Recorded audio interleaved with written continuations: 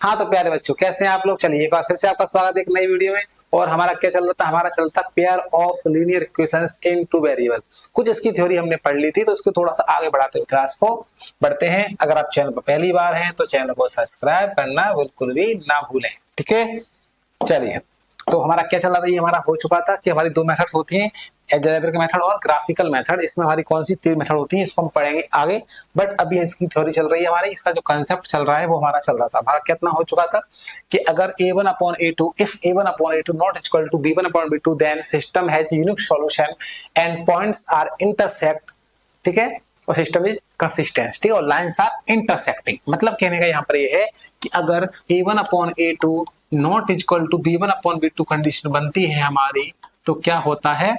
System का unique solution, यानी one and only one solution होता है, ठीक है। इसको ऐसे भी लिख सकते हो a1b2 not equal to a2b1, या फिर इसको ऐसे भी लिख सकते हैं a1b2 minus a2b1 not equal to 0। तीनों एक ही बात है, कोई दिक्कत नहीं, कैसे भी आपसे पूछ सकते हैं।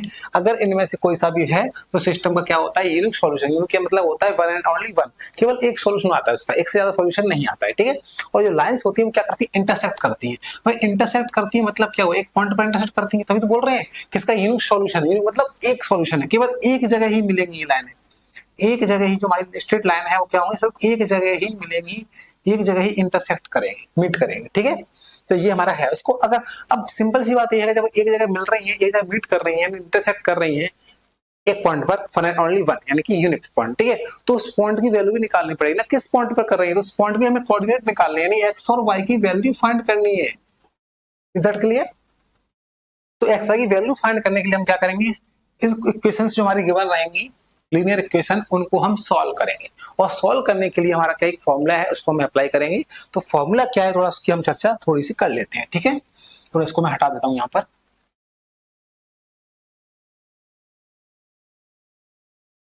चलिए, तो यहाँ पर जो फॉर्मूला है वो क्या है? देखो, x इक्वल टू, आप इसको याद करने का तरीका सिखा देंगे। पहले तो यहाँ पर देख लो क्या है। x equal to b1c2 minus b2c1 upon a1b2 minus a2b1, और y इक्वल टू यहाँ पर उल्टा भी लिख सकते हो, c1a2 minus c2a1 upon a1b2 minus a2b1, ठीक है। या फिर इस टाइप से लिख सकते हो, x upon b b1c2 minus b2c1 y upon c1a2 minus c2a1 1 upon a1b2 minus a2b1। लेकिन ये तरीका थोड़ा सा गड़बड़ है। कभी हम याद कैसे करेंगे? ये तो आपने बता दिया, भाई इसको याद करने का तरीका क्या है? तो मैं बात कर रहा हूँ याद करने के तरीके ही। तो एक ट्रिक में देखो कैसे याद करते हैं। कुछ नहीं करना है, एक्स की वैल्यू जो निकालनी है वो आपको लिखनी है bc माइनस bc, अच्छे से देखो, और नीचे लिखना है ab माइनस ab, ठीक है।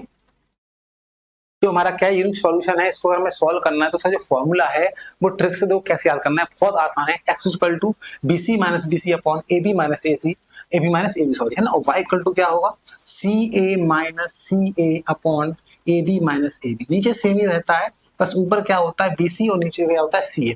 अब इसमें क्या करना है? 12 21 यानी 12 21, 12 21, 12 21 लगा, 12 21 लगाना है आपको। 12 21 12 21, ये बन गया फॉर्मूला आपका। कितना आसान है, ठीक है। तो मतलब यहाँ पर क्या है, क्वेश्चन करेंगे तब आपको और अच्छे से आएगा कि वैल्यू कैसे पुट करनी है। अभी आपको बस ओनली क्या करना है? फॉर्मूला याद करना है। फॉर्मूला क्या है भाई, एक बार फिर देख लो। x equal to bc minus bc upon ab minus ab, और y equal to ca minus ca upon ab minus ab। कितना आसान, नीचे सेम ही है, ab माइनस ab। बस x में क्या आएगा? bc माइनस bc, और y में क्या आएगा? ca minus ca। इसका क्या लगाना है आपको? 12 21, मतलब 12 21 लगाना है, ठीक है। 12 21 12 21 12 21 इसमें लगा दो, तो बन गया हमारा फॉर्मूला। ये अब इसी फॉर्मूले को यहाँ पर बनाया गया है, ठीक है, कि x के अपॉन में क्या आएगा भाई? x के अपॉन में ये आएगा b1c2 माइनस b2c1, देखो, और y अपॉन क्या आएगा? y अपॉन ये आएगा c1a2 माइनस c1, और c1a2 माइनस a2c1, और 1 अपॉन क्या आएगा? a1b2 माइनस a2 अपॉन में 1 अपॉन के ये आएगा, ठीक है। तो ये फॉर्मूला भी आप याद कर सकते हैं, क्लियर है। चलिए आगे बात करते हैं।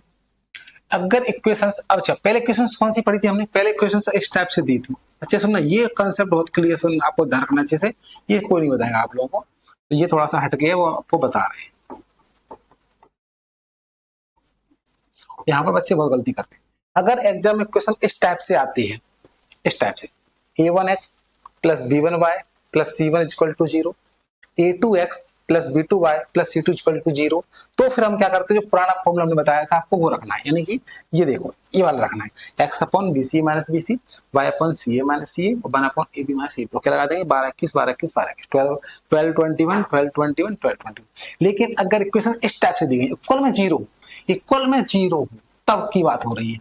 लेकिन अगर इक्वल में जीरो ना हो, इक्वल में कांस्टेंट पहुंच जाए, मतलब कहने का क्या है, मतलब कहने का ये है कि अगर मैं यहां से इसको हटा के, सुनना अच्छे से, इसको हटा के यहाँ इक्वल में जीरो, इक्वल में क्या कर दूं C1, क्या कर दूं C1 C2, C1 और C2 कर दूं। यानी कि जो वेरिएबल वाले हैं ना x y वाले, उनको इधर रखें, इक्वल में जीरो ना करके C1 C2 इक्वल में दिए हुए। ऐसे एग्जांपल लेते हैं, 2x plus 3y equal to 4 और 4x plus 5y equal to 6, इस टाइप से दिया।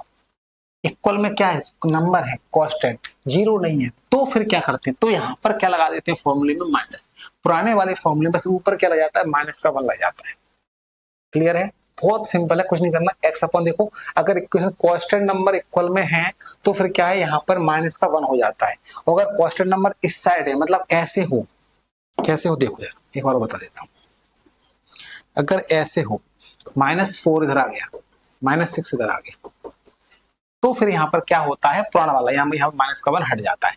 सिंपल फॉर्म में एक बार और देख लेते हो, फिर बता देते हैं। 3y - 4 equal to 0, 4x plus 5y - 6 equal to 0। एक तो फॉर्म आपका ये हो गया, और एक फॉर्म और देख लेते हैं। 2x 3y - 4 उधर गया, प्लस का हो गया, और 4x प्लस का 5y और इधर गया तो प्लस का। ये दो फॉर्म आपको ध्यान रखना है। इक्वल में कांस्टेंट है तो यहाँ पर माइनस का 1 लगाना है, इक्वल में अगर जीरो है तो माइनस का 1 नहीं लगाना है, बस ये आपको ध्यान रखना है। अब चॉइस आपके ऊपर है, अगर एग्जाम में इस टाइप से आता, आप सुधर ले आओ माइनस में, तो फिर वो लगा दो पुराना वाला, ठीक है। ये डिपेंड आपके ऊपर करता है आप इक्वल में जीरो रखना चाहते हो कि नहीं रखना चाहते हो, क्योंकि आप नंबर इधर लेके भी तो आ सकते हो ना भाई, ये जरूरी नहीं है क्वेश्चन में दिया है वही लिखना है, ठीक है। चलिए तो आगे बात कर लें। हाँ, अगला पॉइंट हमारा है when a1 upon a2 equal to b1 upon b2 not equal to c1 upon c2। पहली कंडीशन हमने क्या पढ़ी थी, वो भी आपको साथ में याद होना चाहिए, इसलिए मैं यहाँ पर लिख देता हूँ। a1 upon a2 not equal to b1 upon b2 आपने पढ़ी थी। दूसरी कंडीशन आप क्या पढ़ने वाले हो, a1 अपॉन a2 यहाँ पर नॉट इक्वल है, लेकिन यहाँ पर इक्वल हो जाएगा किसके, b1 अपॉन b2 के, लेकिन not equal to c1 upon c2, not equal to c1 upon, ये आपको ध्यान रखना है। फिर देखो पहले वाले में क्या था, a1 upon a2 b1 upon b2 equal ही नहीं था। सेकंड स्टेप में दोनों इक्वल हो गए, लेकिन सी वाला बोला कि मैं इक्वल नहीं होऊंगा भाई, तुम तो हो गए पर मैं नहीं हूँ। फिर जाके बात बनी और फिर क्या हुए, तीनों इक्वल हो गए। जब तीनों में रजामंदी हो गई भाई कि चलो भाई तीनों दोस्त बन जाते हैं। बात समझ गई। तो यहाँ पर 3 कंडीशन आपको ध्यान रखनी है। पहली कंडीशन थी क्या की, ए और बी 3 भाई है भाई, यहाँ पर 3 दोस्त हैं भाई, क्या 3 दोस्त हैं भाई, ए बी सी, तीनों में लड़ाई चल रही है। तो पहले तो ए और दोनों को मिली, दोनों ने बोला भाई नहीं हम इक्वल नहीं होंगे। फिर कुछ चला भाई, चला चल के दोनों इक्वल हो गए, दोनों इक्वल। सी गुस्सा था भाई, लेकिन सी बोला मैं नहीं होऊंगा भाई। फिर जाके भाई तीसरा आया, किसी ने बनाया, किसी तीनों इक्वल हो गए, ठीक है। तो यहाँ पर कंडीशन बस यही है कि यहाँ पर क्या है, दोनों इक्वल नहीं है तो एक पॉइंट पर इंटरसेक्ट करते हैं, 1 सॉल्यूशन।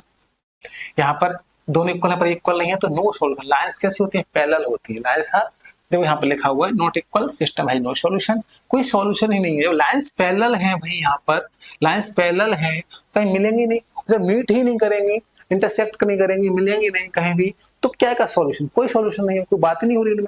जब मिली नहीं तो कोई बात ही नहीं उनके बीच में, नो सॉल्यूशन। और थर्ड पॉइंट है जब तीनों इक्वल हो जाएंगे, यानी कि वो हर जगह साथ में चलेंगे, तीनों दोस्त मिल गए भाई, चलो भाई हाथ डाल के कंधे पे कंधे, चल भाई चल रहे हैं साथ में, और तीनों साथ साथ जा रहे हैं, साथ साथ जा रहे हैं। एक कदम वो रख रहा है, उस कदम पे दूसरा रख रहा है, मतलब कि हर जगह मिल रहे हैं। देखो लाइन कैसी हो गई, यहाँ पर कॉन्सिडेंट हो गई, एक के ऊपर एक लाइन और दूसरी इसी के ऊपर चल रही है, तो इसे बोलते हैं कॉन्सिडेंट। ये हर जगह मिल रहे हैं, हर जगह मिल रहे क्यों, एक के ऊपर एक हो गया ना भाई, मतलब मेनी सॉल्यूशंस हो गए। इसमें कहीं नहीं मिल रहे तो नो सॉल्यूशन हो गया, उसमें एक जगह मिल रहे हैं, ये 1 सॉल्यूशन। ये आपको ध्यान रखना है। एक पॉइंट में मिल रहे हैं, इंटरसेक्ट कर रहे हैं, यानी कि मीट कर रहे हैं, यानी कि 1 सॉल्यूशन यानी नो सॉल्यूशन।